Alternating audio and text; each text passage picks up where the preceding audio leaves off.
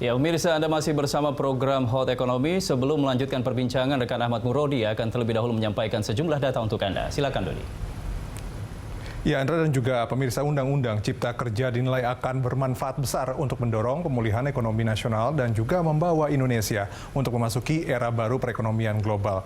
Undang-Undang Cipta Kerja ini juga bisa meningkatkan investasi dan juga pembukaan lapangan kerja sebanyak-banyaknya. Kita simak tujuan dan sejumlah manfaat dari Undang-Undang Cipta Kerja. Kita mulai, ini dia adalah tujuan utama dari Undang-Undang Ciptaker. Yang pertama adalah simplifikasi dan harmonisasi regulasi dan juga perizinan.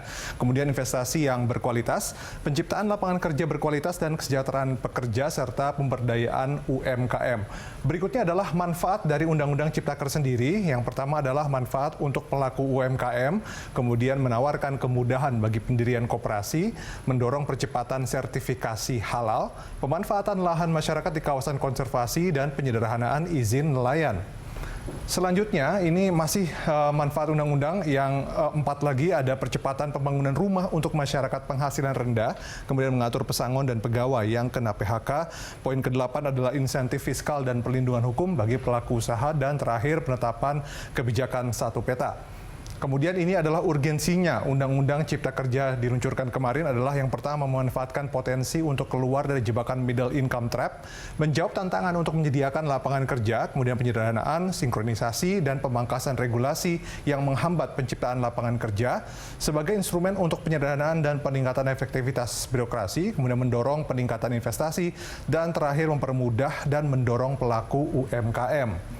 Selanjutnya kita lihat ini adalah 11 klaster Undang-Undang Cipta Kerja. Yang pertama adalah klaster penyederhanaan perizinan, kemudian yang kedua adalah klaster persyaratan investasi, klaster ketenagakerjaan, klaster kemudahan, pemberdayaan dan perlindungan UMKM, klaster kemudahan berusaha, kemudian klaster dukungan riset dan inovasi, klaster administrasi pemerintahan, klaster pengenaan sanksi, klaster pengadaan lahan, klaster investasi dan proyek pemerintah, dan klaster kawasan ekonomi.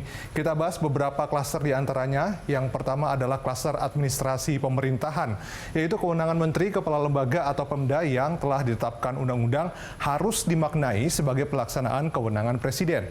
Kemudian penerapan standar dalam administrasi pemerintahan. Kemudian yang ketiga adalah diskresi dapat dilakukan presiden demi kepentingan nasional. Kemudian penerapan keputusan elektronik yang diproses melalui sistem elektronik.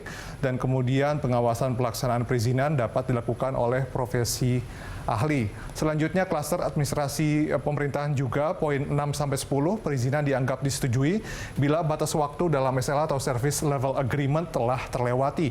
Kemudian penetapan NSPK perizinan berusaha pemerintah pusat dan Pemda dalam bentuk PP. NSPK bersifat standar dan mengacu kepada praktik yang baik. Kemudian kepala daerah dapat menerbitkan obligasi untuk penyediaan pelayanan publik atas persetujuan Menteri Keuangan. Kemudian penyederhanaan pelayanan perizinan dan dilakukan secara elektronik sesuai NSPK. Kemudian ini adalah Undang-Undang Cipta Kerja, klaster penyederhanaan perizinan berusaha. Poin pertama, penerapan perizinan berbasis risiko, kemudian kesesuaian tata ruang, persetujuan lingkungan, persetujuan bangunan gedung dan SLF, penataan kewenangan perizinan berusaha pusat dan juga daerah. Dan ini adalah klaster riset dan inovasi serta kemudahan berusaha.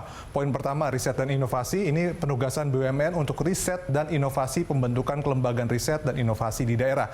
Kemudian klaster kemudahan berusaha, migrasi atau visa kunjungan prainvestasi dan perluasan izin tinggal tetap. Kemudian percepatan proses paten, penyederhanaan dan percepatan proses merek. Kemudian kemudahan pembuatan perseroan terbatas atau PT, penghapusan izin gangguan, dan BUMDesa berbentuk badan hukum. Ya, demikian Andra informasi yang dapat saya sampaikan. Kembali ke Anda. Ya baik, terima kasih Dodi untuk data-data yang sudah disampaikan, dan pemirsa kami akan segera kembali usai jeda.